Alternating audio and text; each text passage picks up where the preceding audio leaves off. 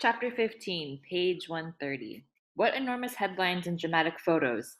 It was obviously the major news item. Raouf Ilwan had been interviewed and said that Saeed Moran had been a servant in the students' hostel when he'd lived there, that he'd felt sorry for him, and that later, after his release from prison, Saeed had visited him to ask for help.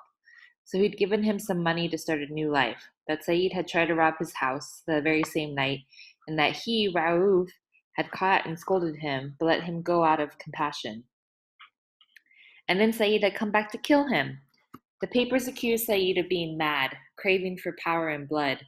His wife's infidelity had made him lose his mind, they said, and now he was killing at random.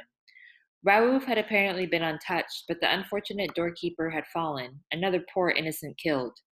Damnation, cursed Saeed as he read the news. The hue and cry was deafening now. A huge reward was offered to anyone giving information of his whereabouts, and articles warned people against any sympathy for him. Yes, he thought, you're the top story today, all right, and you'll be the top story until you're dead. You're a source of fear and fascination, like some freak of nature, and all those people choking with boredom owe their pleasure to you. As for your gun, it's obvious that it will kill only the innocent. You'll be its last victim. Is this madness, then? He asked himself, choking on the question. Yes, you always wanted to cause a real stir, even if you were only a clown. Your triumphant raids on the homes of the rich were like wine, intoxicating your pride filled head. And those words of Raouf that you believed, even though he did not, it was they that really chopped off your head that killed you dead. He was alone in the night. There was still some wine in the bottle, which he drank down to the last drop. As he stood in the dark, enveloped in the silence of the neighboring graves, slightly giddy, he began to feel that he would indeed overcome all his difficulties, that he could disdain death. The sound of mysterious music within him delighted him. A misdirected bullet had made me the man of the hour, he declared to the dark.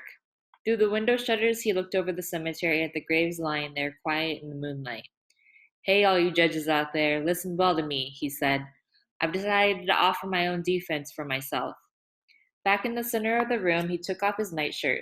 The room was hot, the wine had raised his body heat.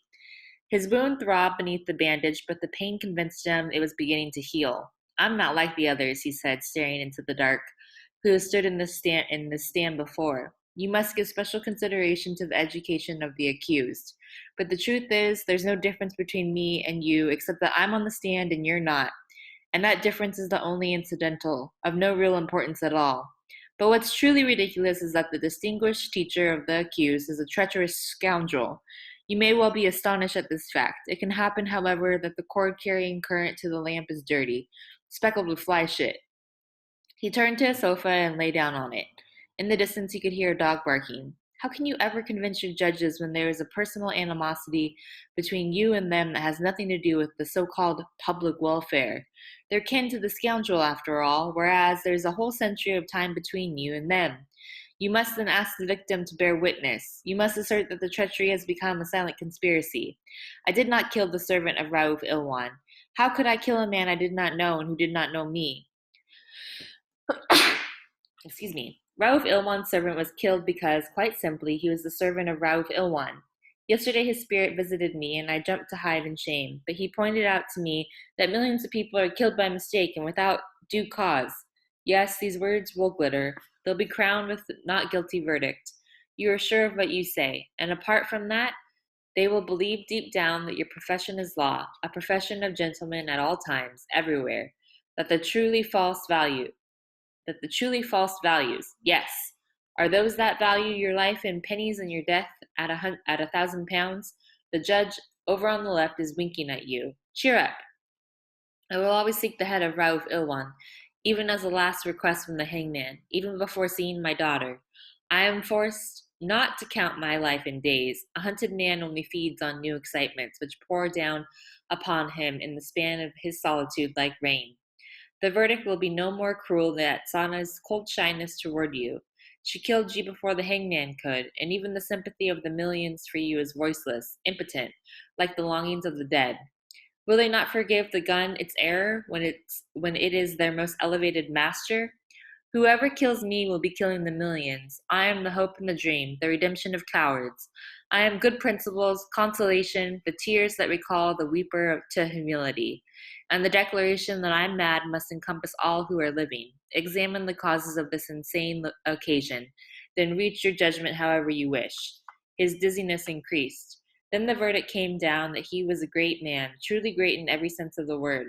His greatness might be momentarily shrouded in black from the community of sympathy with all those graves out there, but the glory of his greatness would live on even after death. Its fury was blessed by the force that flowed through the roots of palms, the cells of animals, and the hearts of men. Eventually, sleep overtook him, though he only knew it when he awoke to find light filling the room and he saw Nurse standing looking down at him. Her eyes were dead tired, her lower lip drooped, and her shoulders slumped. She looked the very picture of despair. He knew in an instant what the trouble was. She'd heard about his latest exploit, and it had shocked her deeply. "You're even more cruel than I imagined," she said. "I just don't understand you. But for heaven's sake, have mercy and kill me too." He sat up on the sofa but made no reply. "You're busy thinking how to kill, not how to escape. And you'll be killed too. Do you imagine you can defeat the whole government with its troops filling the streets? Sit down and let's discuss it calmly."